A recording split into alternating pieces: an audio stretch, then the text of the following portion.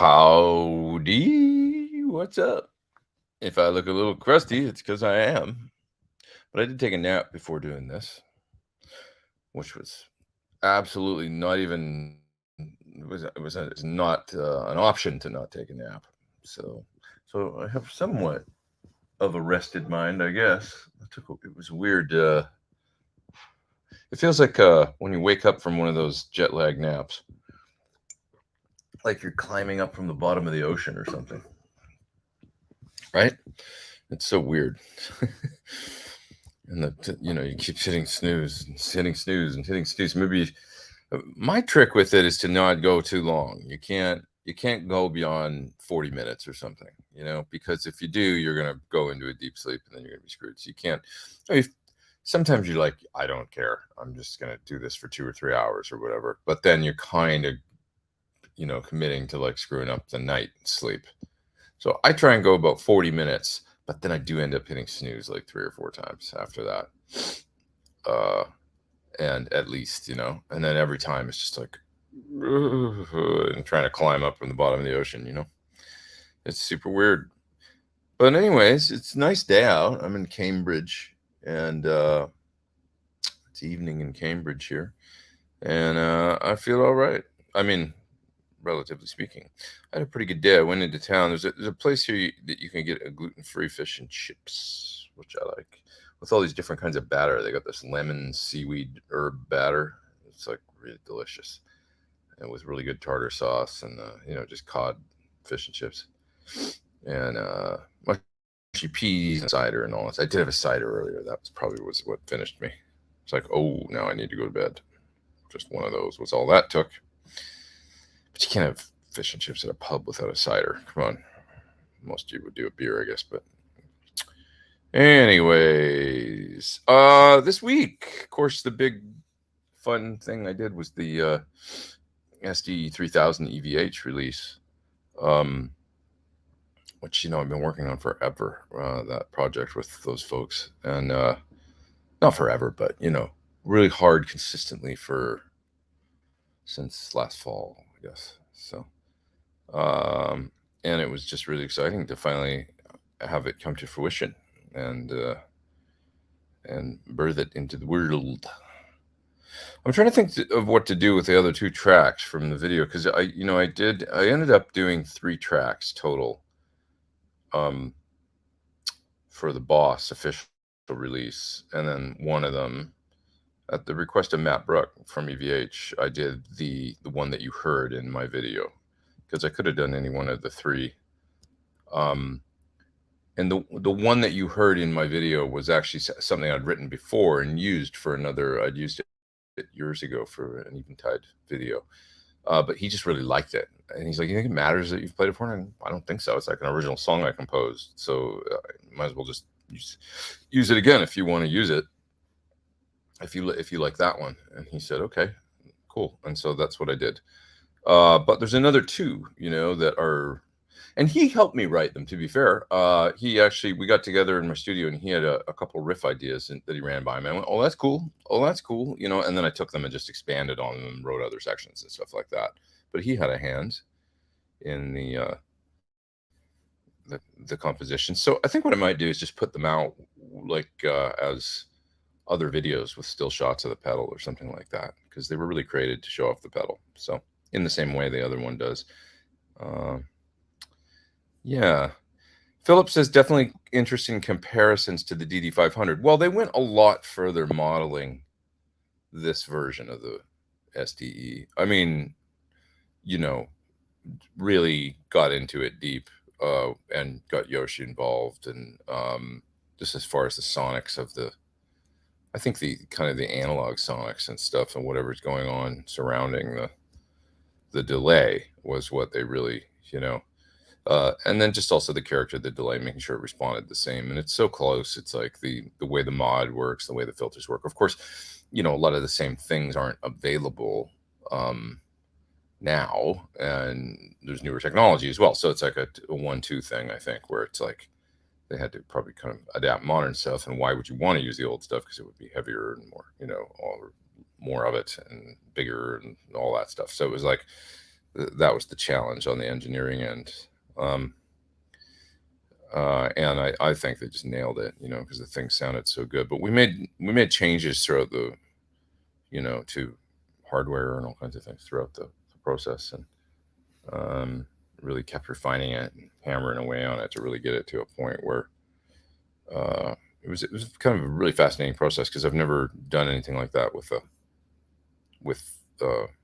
a company of that size, and really unique collaboration, because it's actually two companies, with CVH uh, and Boss, and then also bringing in independent folks like myself. So uh, yeah, yeah. What else you guys got here? What are you talking about? Hey, OU812. Yeah, exactly. One of the best examples that I found live was actually on the OU812 tour. It was 89 or so, and there was a Tokyo show where, if you watch, there's a song called Black and Blue, and if you watch Ed's solo on there, you can hear the SDE super loud and clear. It's also on the album, actually, but it just sounds really loud and clear on the live version. It's like almost like the mix is higher or something. There's like a ton of that SDE long delay on that version. So it kind of became like a very staple thing. And then you heard it used a lot on on Balance, especially. I think you can really hear the SDs in the studio. I think Seventh Seal and what's the one song? Is it "Don't Tell Me What Love Can Do"? Oh, of course the and I always forget how to pronounce it, but it starts with a B. the instrumental that's on Balance. It's actually really cool. I like that song a lot. It almost sounds like film music or something. You know the one I'm talking about, that's got a somebody write down the title, because there's no way I could batches Ethereum or something. I can't remember what he called it, but it's really cool. And there's a ton of SDE on that. You can hear it. Very cool. So Zigbert says it really seems to have a distinctive tone. Yeah, it's in the quality of the delay repeats. They have Dave Friedman described it as soaring. And I thought that was really good. He watched my video and he said, "Man, you really made it soar." Which is what they did. And I really appreciated that soaring tone. And it's like, it's true. They have maybe it's just like the clarity of the repeats, but there's also like and Yoshi calls it vintage digital in the Boss video. And there is that vintage digital thing that, other units at the time, to give credit where credit's due, like say the Corgus DD-3000 that Edge used a lot. That was another one that had a very, that vintage digital, or Lexicon,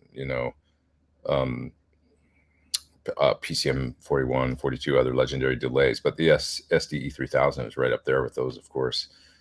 And somebody was talking about the price of it on, they were saying it's kind of expensive, and I said, well, there were 1,099 in 1983 money, which I did the math, and that's about $3,200 in today's money. And I was like, is it really, like, or is it just a race to the bottom now and everybody wants everything really cheap? Stuff has come down a lot, sure, but this is a high-end delay, and so should we just expect everything to be, it's like, it's really went a long way with it in order to, and all the connectivity and everything. I mean, it's not just a simple in-out device. And they said, well, yeah, but who could afford that? Like, very few people could probably afford that. And I went, well, I don't know. It was very popular back then. I mean, it became a studio staple. You saw them in every recording studio, and super common, along with the reverb. What was that? The SRV 2000. They were all over the place. So they were a professional, product, as well as you saw it in the rigs of people like Van Halen. And somebody posted a great picture of Steve Vai with one the other day. He had it was on the Gear Page thread about the SDE-3000 EVH that got started. That's up to like 18 pages now or something. But there's a great picture of Steve there with the green Meanie guitar before it was painted green. It's just like a kind of natural finish Charvel. and early in its life, you know, and he's got a Carvin X100B, I think, and the SDE sitting on top, and you can see the box for he'd just gotten it, I guess, you know, the SDE. So he used one, and then I heard Larry Carlton used them the other day. Somebody was mentioning that he, you know, used to buy him up. I think that was also on the Gear Page thread. That his tech, somebody knew his tech, and he used to buy up them, you know, to have in reserve because it was his favorite delay. What's up with your music, man? Eddie Guitar. Still have to make the video for it. I just haven't had time.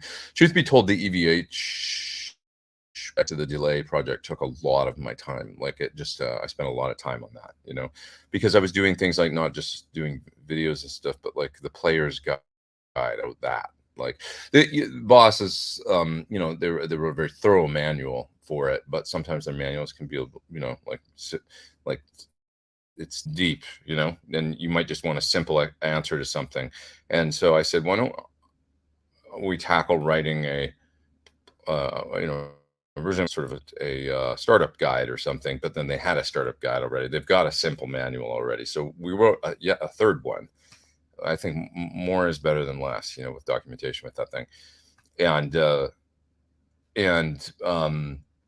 I wanted to make it very down to earth, kind of, you know, the way that I speak about, and trying to make it simple, basically, you know, so that it was like the most basic ways that I could see most guitar players using this thing. Here's how you do it. And here's the basic functions, how you store a preset, how you recall a preset, how you set levels, you know, and then here's a bunch of different configurations for hooking it up. And so I was writing those and stuff. And in addition to, you know, just completing the videos and stuff and everything we had to do along with the, you know, and it was just a, you know, so it's affected my output doing other things a little bit, and just but you know, now it'll free up some time now because it's out to do some other things. So yeah, so what else we got here? So we're gonna hang for an hour, guys, and then I'm gonna go watch this Foo Fighters live stream, which I'm really excited about. If you want to check it out, what's the address? I just did a Google search for it. It's at, there's this website called Veeps, VEEPS.com.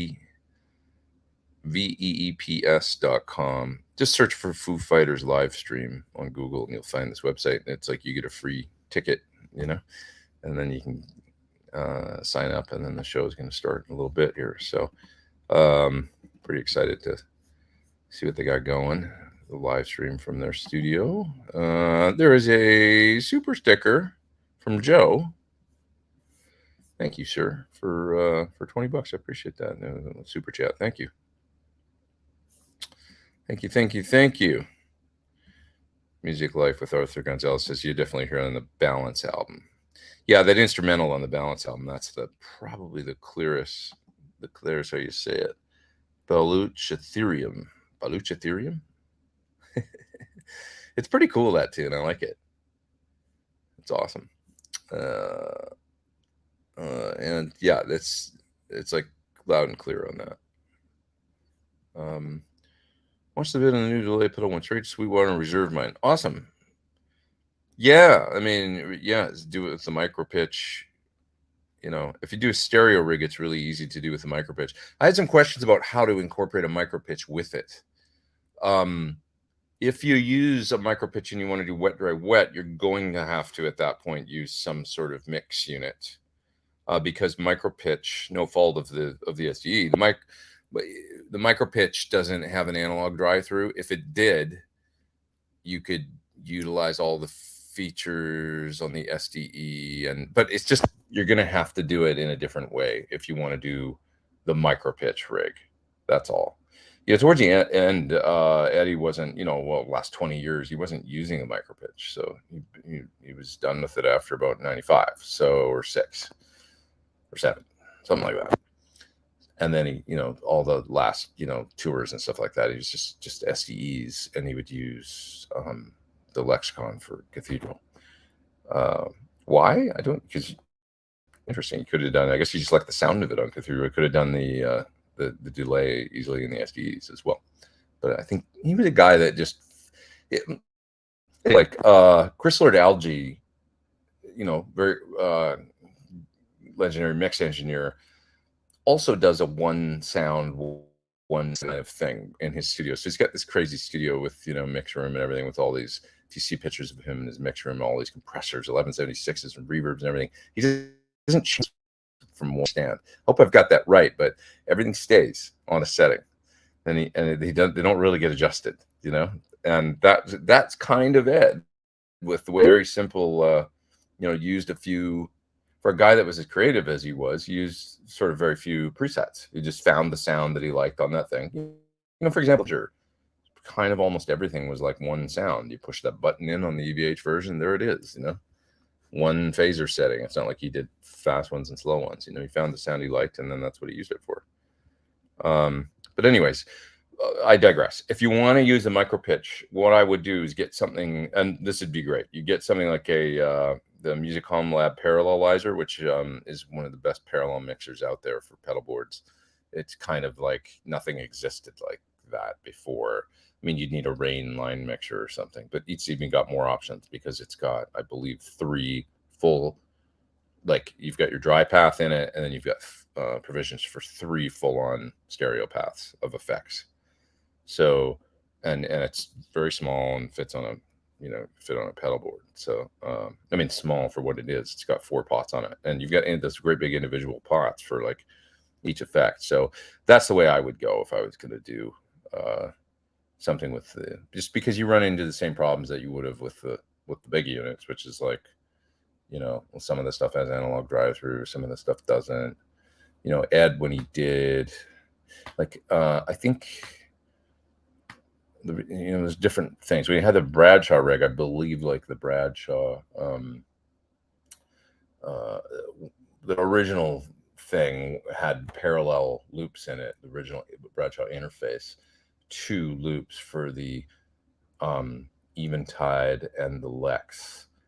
And then I think coming out of that went into the wet path, went into the 2 delays, and they were mixed in just right through them using the mix on. I think that's what happened, but, and which would make sense. You could totally do that because the thing about it, Eventide, is they didn't have a dry path, right? So you had to do that. So in order to stay in phase with the center cab, I was probably going over above some people's heads. The trick with wet, dry, wet, with putting dry in the middle and then wet in the outside cabs, but also some dry in the outside cabs, is you got to keep them all in phase, which means that there has to be, everything has to be like, Ed did it by keeping that analog dry path all the time, straight up the middle, and then an analog dry path in the outer, and the effects were mixed 100% wet, and you just use the output levels of them or whatever to blend them in, to blend in the affected sound.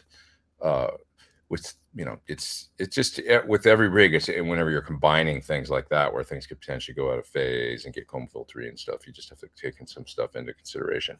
But the beautiful thing with the SDE is that you can do with just that one unit, and that's all I used for those tones in the video, and that's like I'm very satisfied with those sounds, And if you want to do a stereo delay actually with it, and get a different time in each channel, and then you want a bit of pitch stuff going on, it's got some of the best pitch stuff in the business.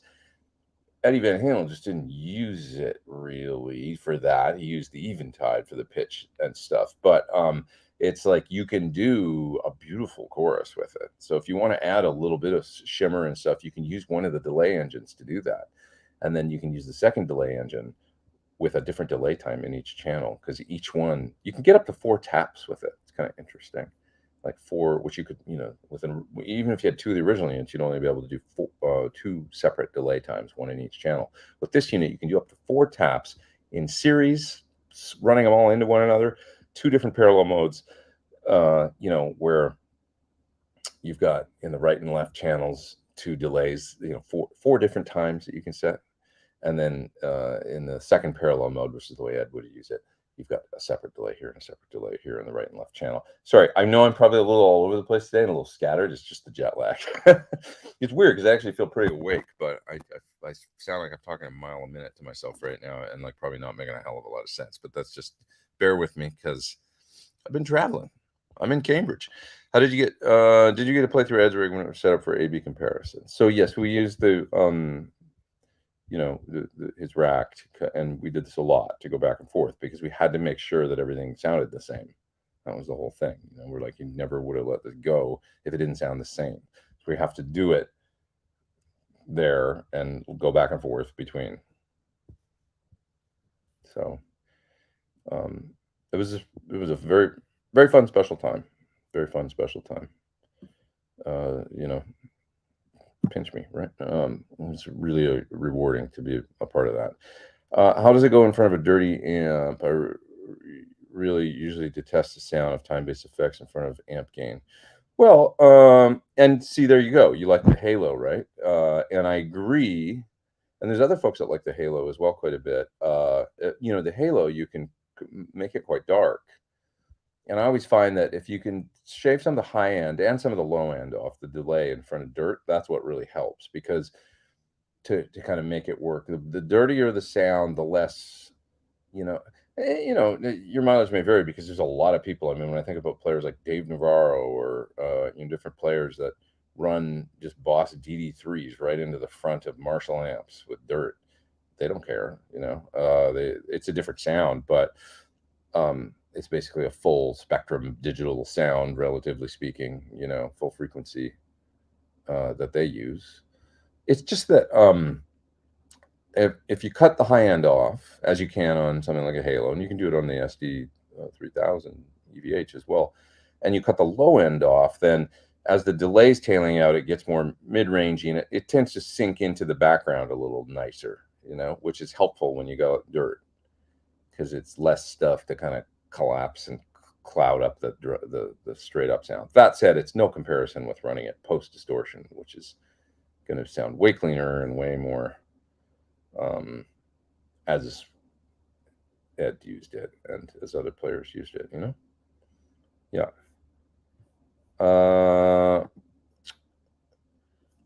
A super sticker. Thank you very much. Thank you guys so much for the super chats and the super stickers. Appreciate it. I do. There was one from Joe there as well. Thank you guys. You guys are too kind. Too kind. Too kind. What else we got here? Let's see. Moving down through the chat.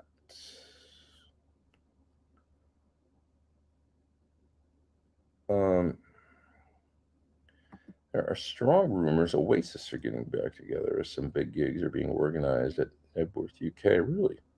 I mean, they should do it, It's like, it would seem. I like Oasis. I mean, and I like Noel and I like Liam. I like their solo output.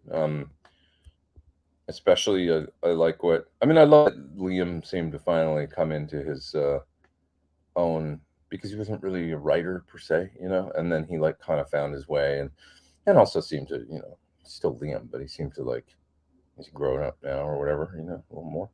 Not that you ever want them to be totally grown up. They're Oasis. That was part of the charm.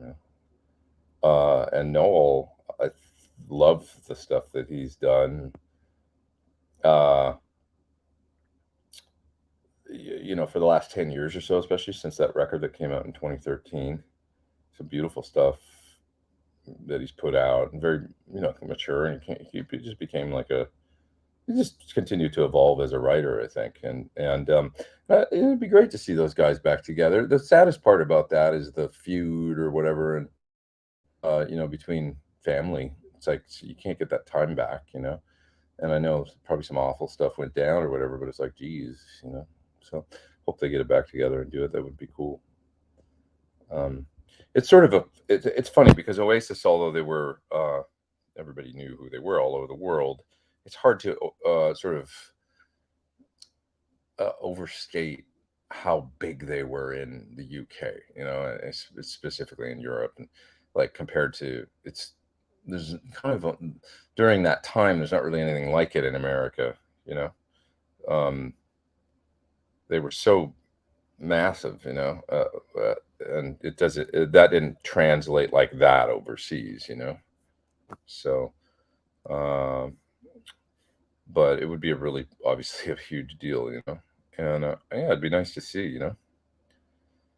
I always remember seeing Noel in Japan. I got to go to a Noel show at Budokan actually, and I got to go backstage and say hello to those guys because we knew at the time I knew a bunch of guys in the band, Tim, the guitar player, and we all ended up going out to see a Beatles, not Noel, but everybody else in the band. We all went to see a Beatles band, the Japanese Beatles tribute that happens in Roppongi, which is awesome. If you ever get over there, they're called the Parrots. If you ever go to just search for the Parrots Beatles band Tokyo, and you will find it. If you ever get there, go see them. It's really great fun. But anyway, so we all ended up going there afterwards after the Noel show. But when I walked in the dressing room, Noel looked up from the couch and he turned around and looked at me and my friend Dennis. He said, "Who are you guys? Our crew?" Which was, yeah, I got this or whatever, you know, that dry Noel sense of humor was like awesome, you know. Laughing. I mean, it's just, he's always on like that character is, it just doesn't go away. And he was so funny that night, and especially with the Japanese crowd, which for a foreign artist, I'm not sure if you guys know this or not, but like the Japanese are always I think it's changed a little bit maybe, but generally speaking, the thing for many years was that it would be very respectful and very quiet audiences, but it didn't mean they didn't like your show. They were just super reserved and polite. So like, you know, I can remember walking on stage with a group in the early 2000s in Japan. There was like 7,000 people there, and you could have heard a pin drop in that place, man. It was like, it was almost unsettling, you know, to walk out. It was so quiet. And then between songs, people clap and then they stop, you know. It was back then. Now, I didn't realize when I went there with Tsuyoshi and started playing with Tsuyoshi Nagabuchi in 2014, that's not how a domestic audience is. That like Tsuyoshi gets them to go, it's like a sporting event where they're all chanting before the show and stuff, and it's like a, you know, it's like a Rocky match or something. Rocky, Rocky. Everybody's cheering, right? They go, Joshi, Joshi, Joshi. And then like the whole show, they're going, hey, hey, hey, with their arms up in the air. It's like this crazy like tribal thing, and it's really wild. So I had experienced that before playing with a Japanese or something. It was like, oh, it's a totally different thing. Okay. It was fascinating to me. But anyway, the Noel show, you could have heard a pin drop. It was one of those. And in between songs, he did this little banter with his band and stuff on stage because he doesn't care. He's just got, you know, he's just got that attitude, and it was so funny. Like some of the in between. Anyway, I won't dwell on it. But what it was just hilarious. Like a lot of the little quips and stuff in between, like at the band members and stuff. One point, his mic stand was falling down. He's like, I don't know if that's just some guy comes running out on stage, tightens it. You know, he goes, well, I could have done that. And then the keyboard player's cracking up. And he turns around and he looks at him. He sees him laughing. He goes, what are you laughing at? I pay you more to do less. And all this, it was just in between two songs, you know. And it's like, there's probably a lot of people there, Japanese folks, that couldn't understand a word he was saying, you know. But I was cracking up. Me and my friend Dennis was just like busting up laughing because you could hear every word. It was so funny. Anyways, what else we got here?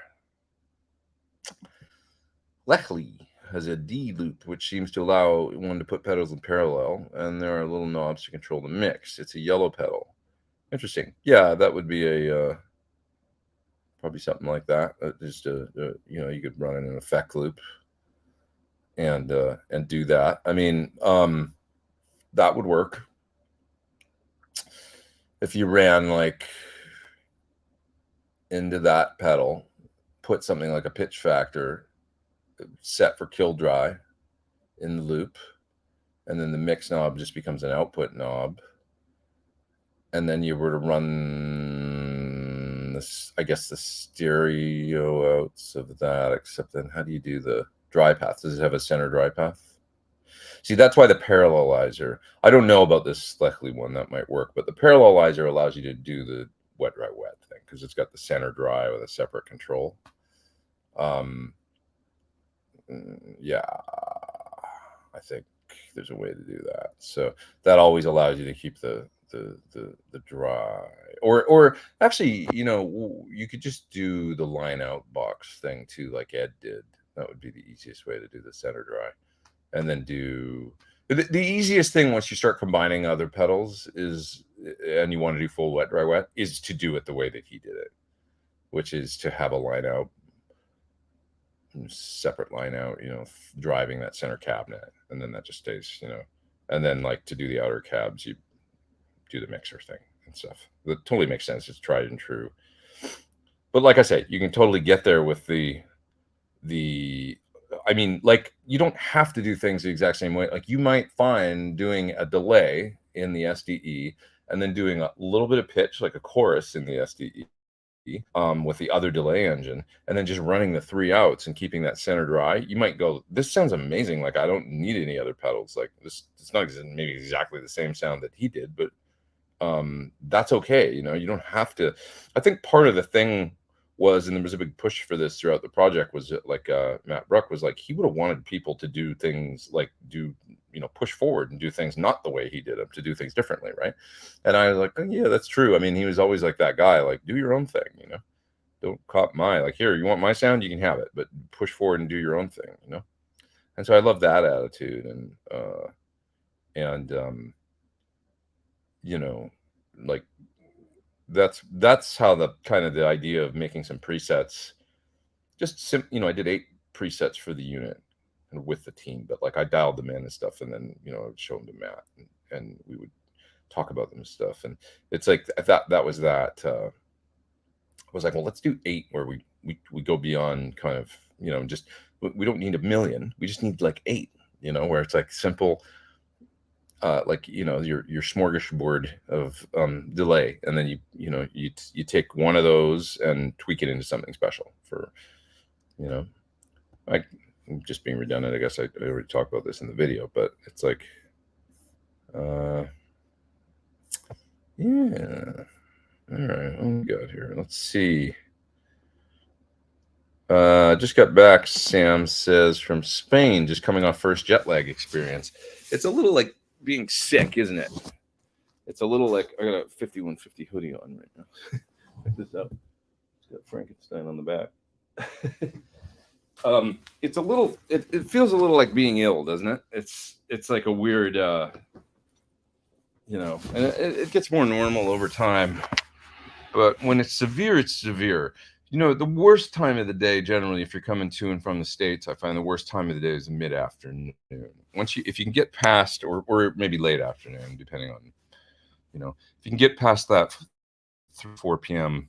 lull, because what's happened there is, like, at least when you go to Europe, that's like you've stayed up all night in the US, and now it's early morning. So now your body's just like, go to bed at like 2 or 3 p.m. in Europe, you know, if you've come from the States and gone to Europe. And it's like, you need to go to sleep, you know, that's what your brain's telling you. But when you go past it, it becomes like 8 a.m., 9 a.m. at home. And now it's, you know, 5, 6 p.m. or whatever, or, you know, 4, 5, 6 p.m., whatever it is in Europe where you are, you tend to sort of wake up again, because, you know, you went past it, you know. And yeah.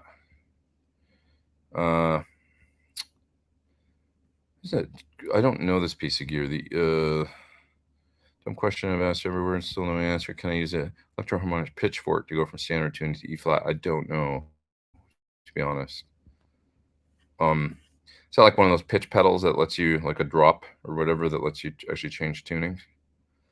I think that those are somewhat useful. They're kind of cool, you know, but I've never found one, to be honest, that would work to my satisfaction. If I absolutely had to use something like that in a pinch, I guess I would, but I've never, you know, I don't think it's, they just always sound a little too, you know, there's a little latency and weird, you know, the intervals between chords and stuff. It's strange. I asked this question on Pete's YouTube video and found the answer in the user manual. Once you set the output for wet dry, plug into the left effects out only. Oh, sorry. You guys are answering each other's questions. I see there. That's cool. Were you able to record any video of the A/B testing? There's a little bit of iPhone video of it, but Matt is quite, and this is part of his. He's the gatekeeper for all things EVH, and I think he feels like that kind of stuff is a little sacred or whatever, like in the studio, and he's very careful about, and I respect that and appreciate what he wants to, you know, when it comes to that kind of stuff. So, what else we got here? The super stickers remind of the metal lock. I see. I can't say that because I'm too jet lagged. Metal lock couple lips episode where they get rewarded banana stickers for behaving well. Music Life with Arthur Gonzalez says, I was never a big Oasis fan. I quite like them, I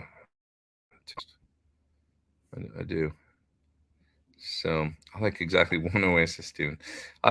You might like some of Noel's later stuff. If you're like, oh, I don't know, or maybe not, but I did. I mean, Liam sort of continued on an Oasis sort of sound, whereas I feel like Noel's done a lot of different kinds of stuff and kind of branched out. It doesn't sound like Oasis, well, a little bit of it does, but not really. So, do you keep a UK Europe rig, or did you have to ship it all over? Yeah, unfortunately, had we planned a little better, I would have left more here because it's only been a couple months, but it all came back, and then almost all of it had to come back again, which is, I could have made that. I just didn't realize. The plan to film this show that I'm over here filming a show, just our tour basically that we did this past year. We wanted to capture it and have a concert film of it. So the plan to do it wasn't fully set in place, although there was the desire, when I left and went home. And I probably should have just said, let's see how it plays out over the next month, and then maybe you can hold on to some of the stuff. I needed my pedal board, but there was a lot of things I probably didn't need. Like, for example, the SL68 was over here. I've got other amps at home. I mean, I ended up using it on some things for sure, but it's like, I could have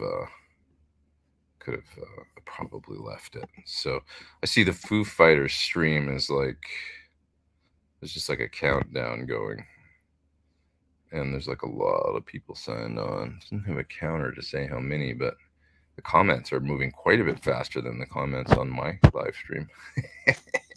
It's very similar with the comments it's actually exactly the same with the comments on the right side. And I've just got it open on another page here. So I'm excited about this show and stuff, and for them to continue on. They're one of kind of the last great,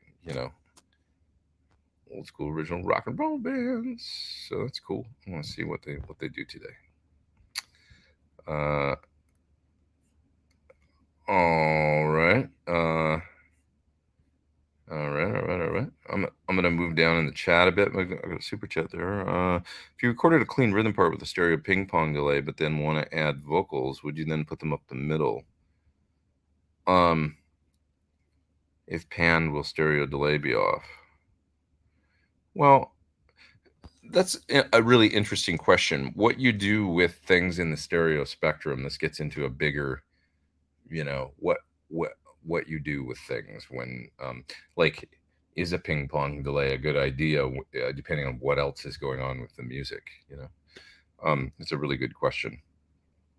Like identifying, sometimes when I do solos, for example, on a song that I'm working on or track I'm working on, I'll opt for a mono delay up the middle just because I've got rhythm guitars and other things going on in the outer channels. And I'm like, if I do a stereo delay now, it's just going to put more stuff bouncing around in the left and right channels. It might be better to be focused up the middle, keep that focus, and then it'll keep the definition of the rhythm guitars. And so you're kind of saying that for a vocal. And yeah, I would say, often right up the middle with, keeping the, it's interesting. This gets into like drums, let's say, for example, the whole kit, and also things like reverb. But certainly like the whole drum kit, you don't always have to pan overheads super wide, and you don't have to pan guitar delay all the way out on, there's a lot of plugins that'll let you bring in the sides, like for example, the Echo, what's it called, Echo Boy or whatever, from Sound Toys. It's amazing delay plugin. It's a great plugin. It lets you control the left right, like how far out the spread is. So you can pull them in so they could be like 10 and 2 if you want. It's really helpful to do that kind of stuff. And you can do that manually too if you just return a delay to an aux or something, and then left and right, and you could pan the channels in somewhat. So drums, yeah, you don't have to constantly be putting them super wide. I tend to, but it's like you can tighten things into the middle a little bit, and then sometimes if you're playing rhythm guitars, then you put those way out in the left and right channels. It keeps things a little more in focus because now the guitars are pushing way out left and right, stereo pair of heavies or something, and then the drums are a little tighter, and you've left that space in the outer channels for. So it's good things to just the fact that you're thinking about this, Todd, is I think what's important, and asking the question and then trying it and listening, as opposed to just going, I'm going to smack a stereo delay on this without thinking if there's already stuff in the outer channels and it might end up competing with and sounding weird. Yeah. Yeah. All right. What else you guys got? Do you have any thoughts on Brad playing on Ozzy's Speak of the Devil album? I saw him on that tour. That was the first time I ever got to see Ozzy, and we had tickets to go, and it was, it was supposed to be Randy, and of course Randy passed away, but we'd already bought the tickets. Like literally, it was like it just happened, and then Ozzy continued on the tour, and so the show I saw was Brad, and that was an amazing thing for him to jump into the tour and help out and do what he did. I haven't listened to that in years, so I don't really remember what it sounds like, to be honest. Like his playing, I can't, say that I recall exactly. And then I thought Jake was very fitting. I loved Jake's playing, by the way.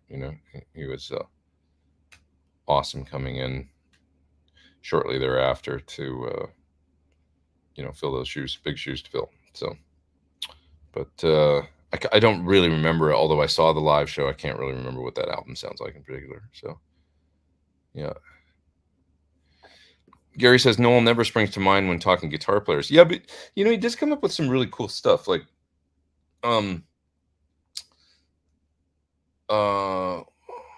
what's that album? Is it called Chasing Yesterday or something? Or let me try and find the name of the album that I'll recommend, and then I'll just say go check out the solo on the opening track.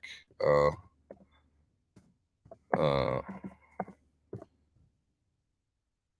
just gonna find. I hate iTunes so much. So locked into it, I feel like the ecosystem of it, that it's like, how do you move to something else? The album was called Chasing Yesterday, and the first song on Chasing Yesterday is called Riverman. Riverman has a terrific example, I think, of a great solo on it that when you listen to it, it's perfect, and it's also just a really good record. One of my favorite songs by him is on there, called The Right Stuff, which is just this moody, awesome bass line with a doubled harmony vocal with a female and Noel. And I love that song. Like, I love, love, love that song. So check out two songs. Check out Riverman. Girl with the X-Ray Eyes is also a really nice song. Dying of the Light. He had a lot of these like songs around the time about getting older, and We Can't Go Back. That's a song about not getting together with Oasis again. But The Right Stuff and The Dying of the Light, he talks a lot about like how, getting older and just trying to hold on to the light and, that kind of thing. It's a pretty cool album, I think. So if you haven't given it a listen, that's been my favorite from him. It was 10 years ago now, but it's called Chasing Yesterday. Really like that record. And in particular, if you want to hear some cool guitar playing and a perfect solo for the song, listen to Riverman. And I really appreciated that record and what he did on there. Yeah. I'd be surprised if you came back and said, that sucks, I don't like it. It's just really tasteful playing and mature songwriting. And it's,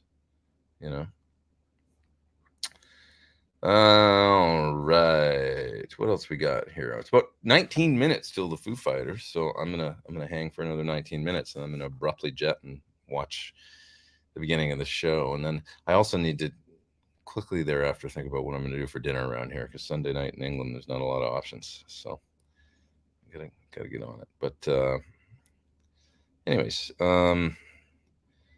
what pickup did Eddie use on the 5150 album? That's a great question.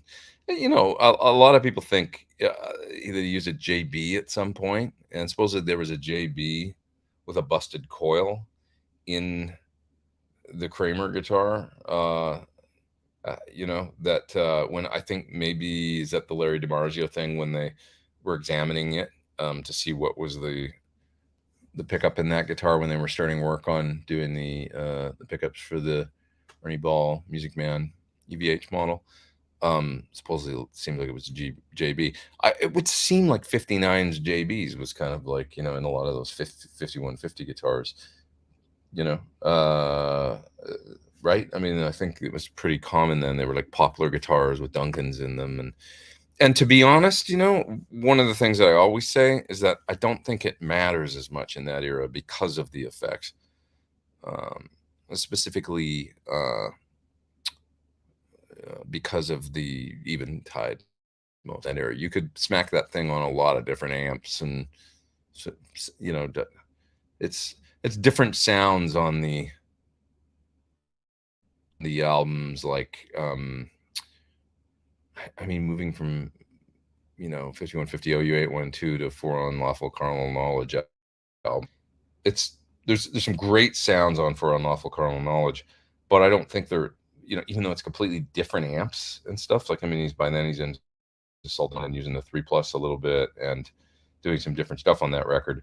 But it's like once you put the Eventide on things, I don't think, yes, it sounds different, but we don't talk about it as much. And I think there's a reason for that, because the Eventide just kind of makes everything have that sound, you know? So pickups, I went off on a tangent, but pickups was my point. They get a little lost in that mix a little more, you know, when you're combining lots of effects. The more stuff you put on the sound like that, the more it's like, I don't know, it could be a JB, it could be a 59, and does it, you know, I don't know if you'd hear, yes, it'd sound a little brighter and a little less gain if you used a 59 over a JB. But once it's loud with an Eventide on it, some stuff. Eddie called it jape. That's what JAPE, right? Jape. That's what they used to call it, all that stuff, extra stuff on the sound. Yeah. Vincent's asking, is wet, dry, wet stereo? Well, yeah, it's a stereo effect. Dual mono would be the, you know, mono means there's no imaging going on. So it's like when you, like, for instance, in the video where I play the full wet, dry, wet rig in a few minutes in, you know, and I turn on the two other amps. So you got one amp up the middle, then you got two amps, hard left and right, but it doesn't do any imaging. It just gets louder. That's dual mono, you know, for sure, like the outer channels. But as soon as you add some imaging to it by having a different delay time, I consider now we've got stereo, because now you're getting some stuff moving around in the field. So, yeah, if that makes sense, you know, it's a stereo effect. Is it achieved through two mono delays? Yeah, dual mono, like a, you know, independent. I guess when people say dual mono and they're talking about an affected sound, it kind of gets confusing and in the gray area, but they're talking about independent, isolated effects in each channel that don't cross over or ping pong or have any kind of like, you know, like a chorus thing where it's just moving around in the stereo field. It's like a, you know, one delay time in one side and one on the other, made with two separate units. I still think of that as stereo, you know, but yeah. Yeah.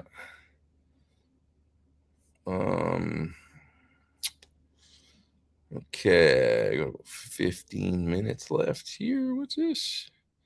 Did you work on a cathedral? Cathedral was actually done on the Lexicon. It was a PCM 70 sound that Ed used. So we opted to stay away from that because just that's not exactly how we did it using those. So that was why, you know. Yeah.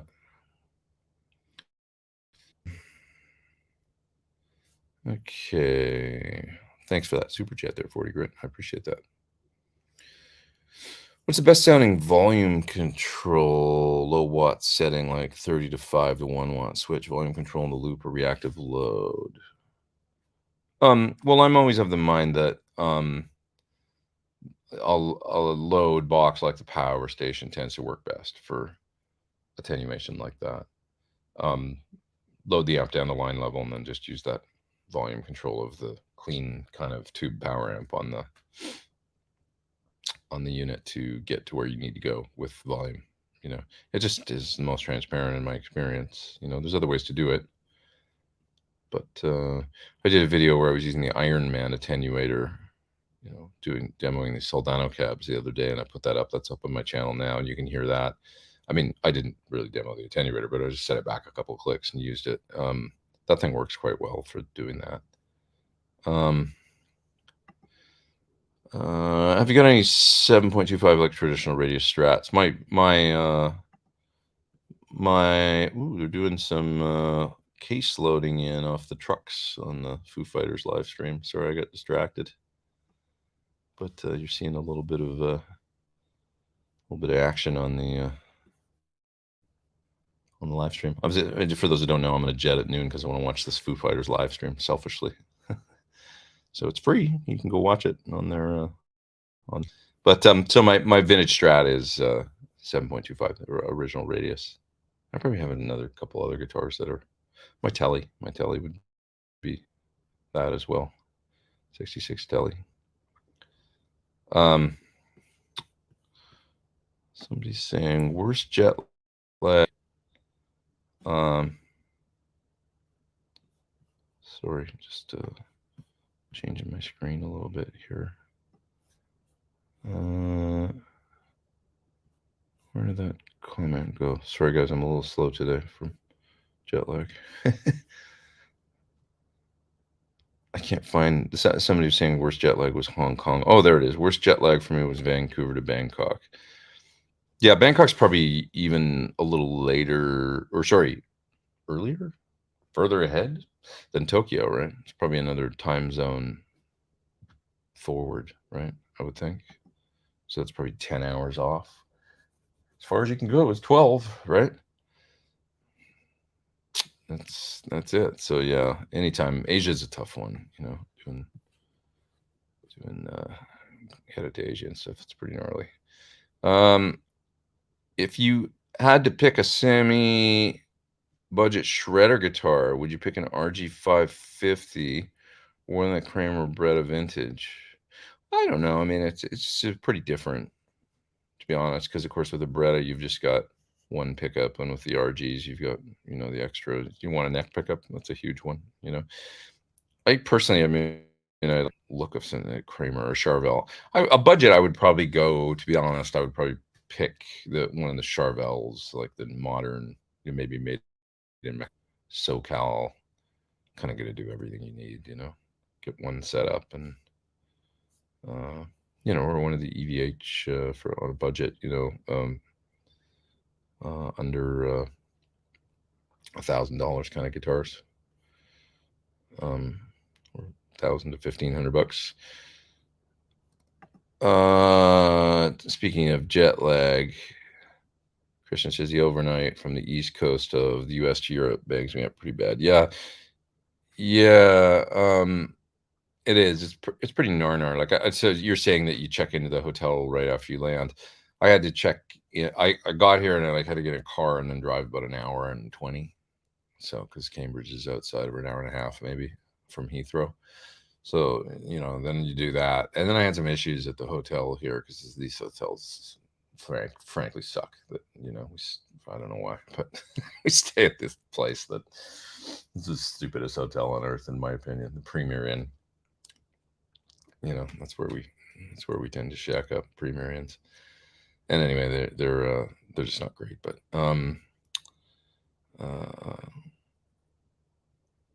so what was my point? Just that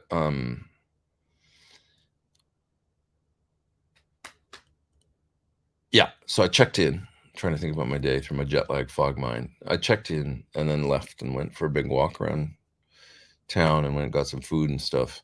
And then like I got into that mid-afternoon thing where I was just like knackered, you know, at like 3 or 4. And I've got to go back and sleep. I have to, because I knew I had to do this, you know, and I don't want to be a complete mess. So I went and slept for like an hour and a half or an hour and 20 or something like that, and then woke up. But it's pretty gnarly. And yeah, if you're not flying business class, if you can ever fly business class, man, it's, I swear to God, it's like so worth it. Like if you got to go straight into hit the ground running work, that's why it's business class. It's like you don't sleep otherwise. And it just, if you got to go to Europe and go straight to work, there's no comparison, because you can like the difference. I'm pretty good on 3-4 hours sleep getting work done, but no sleep, I'm insane, you know. Like I can't, I was like you're seeing a little bit of it right now, but at least I slept for an hour and 20 or something like that, you know. I can't, I just can't think. So if I had to get right off, like actually one of our singers that's coming here, he's coming, showing up tomorrow, and I don't know how he does it. He always flies in and out last minute. He's a wild man. And he's very last minute about stuff, the way that he does it. It's also kind of risky, but it's just kind of wild. But yeah. Okay. Let's see. I want to remind everybody before I go soon, because I've only got 8 minutes till the Foo start here and I want to go watch, but Andy Timmons is going to be on next week. So I'm going to put up a watch page for the Andy Timmons on Sunday Live event next Sunday. Looking forward to it. Usual time, be 11:45 a.m. and we'll have Andy on and we'll talk about lots of stuff and you know, his music. God, man, I was listening the other day. I was going for just a kind of a chill day before I left to come here, and we were listening in the car to his Sgt. Pepper's album. Anybody ever, if you haven't heard Andy's Sgt. Pepper's, he basically redid Sgt. Pepper's, did an instrumental guitar version of it, and it's basically like a trio. It's like there's no overdubs, and it's incredible, man. And the tones and this is playing is so great. So check it out if you get the chance. But he's going to be on next week, so watch for Andy's shoe. I missed a super chat from 40 Grit. No, I think I got it there, 40 Grit, didn't I? Ask again right away down in the bottom if I didn't, but I think I've gotten around to it now. I'm just behind. That's all, because it was low. How would you run the SDE-3000 EVH in the Line 6 Helix? There'd be a number of different ways you could do it. I mean, one is if you just want to do stereo, you could run it in a loop or use 2 of the loop returns. I think you could do that. There'd be a cool way to route it doing that. You could always come stereo out of the Helix and then go into the SDE last. It's just a number of different ways to do it because the Helix has all those loops and stuff. Probably would do something, you know, if you want to get the exact same kind of setup that I was doing, you're just taking one output and go into the unit and then take the 3 split delays and go left, center, right, and you'd have a very similar sound. Call up something like the Placator amp sim and you'd be able to duplicate what I did pretty closely. But why did MXR, Ryan says, not do the new pedal? Well, because it was a Roland product originally, so I think it was out of respect for Roland Boss, and they were obviously, you know, go to the source. It was a Roland, always a Roland product. Eddie had it in his rig longer than just about any other piece of gear. You know, those delays never left. Once they were in there from the mid 80s onward, that was his delay that he used in that rig. So, and you know, he started to use that rig in the studio. Like, I don't know if it was for unlawful carnal knowledge or balance, but by then he was definitely on balance. You know, you've got the full rig getting mic'd and everything with those delays in the studio. And like I said, you hear them on the songs like Seventh Seal and Bachelor Theory. How do you say that song again? I can never remember the name of it. It's one of those, so I've got a mental block. But the instrumental that's on balance. And, you know, the delays are all over that album. So. JJ says, I gotta go in 4 minutes. The show's about to start. Been using a plugin that emulates the rack. Been looking for a dual digital delay. Awesome. Yeah, I think you're really gonna like it, man. It's a really, really good product. Well, I am far behind in the chat. Sorry, guys. I think I was slow today. Just, these, bear with me. Patrick says I can't find the concert on YouTube. Just Google search Foo Fighters live stream and it'll pop right up. That was the first search thing. And it's like a little thing where you got to register. It's like, get your free ticket, and then you just put in your email, because of course they're probably going to email you about things, but you can use a burner email if you want, I guess. Yeah, let's all check it out and hear some rock and roll music. I don't feel tardy. Class dismissed. I was reading that's such a Van Halen theme today, but I was reading Ted Templeman's book, because I never finished it, and then I was reading it on the way over, and I've basically done it now. But all the Van Halen stuff was really cool, and his recollections of working on 1984 and the good things, the tensions, all that kind of stuff were pretty. Feels like a very honest book, Ted's book. A lot of stuff in there about Doobie Brothers and Little Feat and Linda Ronstadt and stuff too, but lots of Van Halen stuff. So it's really good. Really good. How did I not know about the Foos Live? Yeah, Steven, go sign up for it right now. In about 2 minutes, I'm going to go jet, or in 2 minutes, because then I'll have 37 seconds left to turn up the volume and check this out. Going to be fun to watch this. So, see I don't know, just see what's going on. Of course, there's some new drummer. So, yeah, Ben Coombs has got a show tonight, he says, doing his annual birthday bash. Is it your birthday, Ben? Today or this week? Happy birthday. I'll have a birthday coming up pretty soon. Todd says it literally takes 30 seconds to sign up for the live stream. Yeah, true. They've made it very simple, it looks like. I've never heard of this Veeps site, but seems pretty interesting. Ben says he can't find it. Just Google search it, Ben. I'm sure if you go to veeps.com, veeps.com, it'll be like one of the top things. But I literally searched Foo Fighters live stream, and there it was. So Josh just got a 20-watt plexi. Best plexi for me. Friedman modded one of those little PRS HRD 20s, I think it's called. Is that what it's called? The little baby plexi that was kind of the Hendrixy one, or HRX 20, whatever it's called. He modded it the other day and just put it a little bit more to like lead spec plexi. It sounded really good. We both were actually like, oh, that sounds great. Like, I was just in his shop and listening to it. Sounded really, really very good, I thought. Okay, I'm jetting in 30 seconds. What's this? Hey, Pete, pre-ordered the EVH delay. Awesome.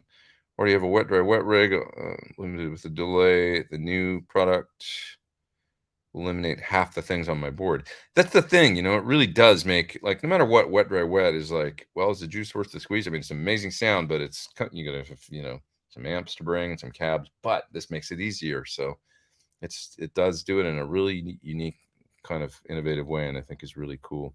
Okay, guys, I'm gonna jet so that I can watch this, because I'm excited about this. So I feel like a fan, and I want to go watch it. So it's about 20 seconds left. So thanks for tuning in, and thanks for your super chats and everything. Remember, Andy Timmons next week on the show, usual time, usual place, and we'll have a good time. So we'll see you next week. Take care, everybody.